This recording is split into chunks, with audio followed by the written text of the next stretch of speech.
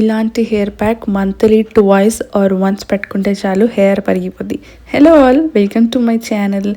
ఇది one of the useful hack అన్నమాట. నేను మీకు చెప్పేది ఇలా చేయడం వల్ల మన హెయిర్ అనేది చాలా తొందరగా రీగ్రోత్ అవుతుంది, స్మూత్ అండ్ షైనీగా కూడా ఉంటుంది. నేను తొందరగా ప్రాసెస్ చెప్పేస్తాను, మీరు తొందరగా నోట్ చేసుకోండి.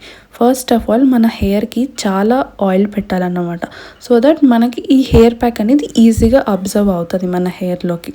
ఓకే, దీంట్లో మనం ఫస్ట్ 5 మేజర్ ఇంగ్రీడియంట్స్ యూస్ చేస్తాం. ఫస్ట్ వచ్చి మెంతులు, ఫ్లాక్స్ సీడ్స్, కరివేపాకు, మెంతులు అండ్ బియ్యం.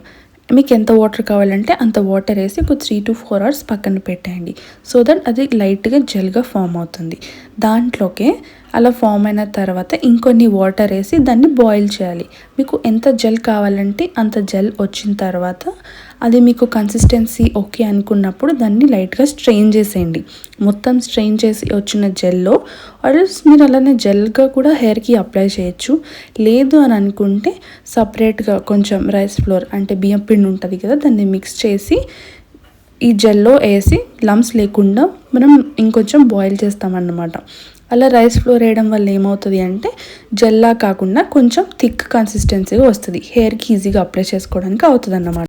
ఇలా వచ్చిన దాన్ని చల్లగైన తర్వాత మనకి హెయిర్కి బాగా ఆయిల్ పెట్టిన దానిపైన అప్లై చేసేసి ఒక 30 to 40 minutes ఉంటే సరిపోతుంది. మనం ఇలా మంత్లీ ట్వైస్ ఆర్ వన్స్ చేసుకుంటే చాలు, మనకి బాగా రిజల్ట్ అయితే కనిపిస్తుంది. అండ్ ఇలాంటి ఇన్ఫర్మేటివ్ వీడియోస్ మీకు ఇంకా కావాలి అని అనుకుంటే do subscribe to my channel and like. నేను ఇలాంటివి ఇంకా పోస్ట్ చేయడానికి ట్రై చేస్తాను. And that's for the video guys, bye.